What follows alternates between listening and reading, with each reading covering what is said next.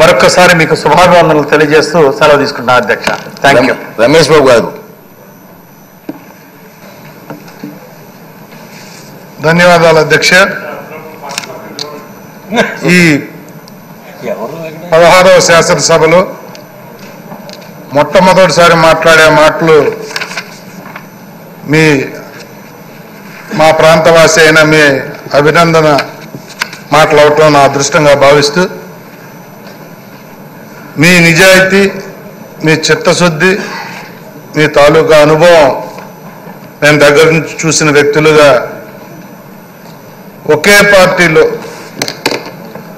ఒకే విధమైన భావాలతో మీరు 42 సంవత్సరాలు సుదీర్ఘ రాజకీయం చేసిన వ్యక్తిగా ముక్కుసూటిగా ఉన్నది ఉన్నట్లు మాట్లాడటం కానీ, ముఖస్థుతి కోసం ఒకలాగా ప్రజల్లో మాస్క్ పెట్టుకున్న రాజకీయాలు చేయకుండా మీరు గడిపిన మీ నిజాయితీ రాజకీయ జీవితం మా అందరికీ కూడా ఒక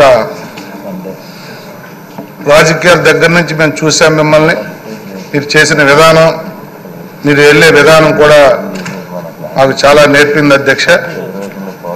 మరి గతంలో చూస్తే ఎంతో ఉన్నతంగా రాజకీయాలు 2009లోనే మొట్టమొదటిసారి శాసనసభలో అడుగుపెట్టినప్పుడు అప్పటి ప్రతిపక్ష నాయకుడిగా చంద్రబాబు నాయుడు గారు మాట్లాడుతున్నప్పుడు ప్రజా సమస్యల పట్ల వారు చేసిన పోరాటాన్ని దగ్గర నుంచి చూసి రాజకీయాలు అయితే అంటే ఇలా చేయాలి అనే విధంగా వారు చేశారు.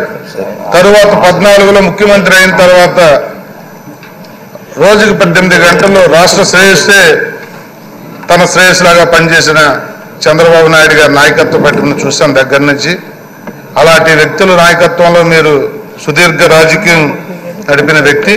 ఉత్తరాంధ్ర సమస్యల మీద మీకున్న అనుభవం, ఉత్తరాంధ్ర సమస్యల పట్ల మీకున్న అవగాహనతో మన ప్రాంతానికి ఉపయోగపడే కార్యక్రమాలను కూడా మీ పరపతితో చేయిస్తారని మనస్ఫూర్తిగా నమ్ముతూ, శాసనసభని నేను చూసిన నాదెండ్ల మనోహర్ గారు కానీ, యనమల రామకృష్ణుడు గారు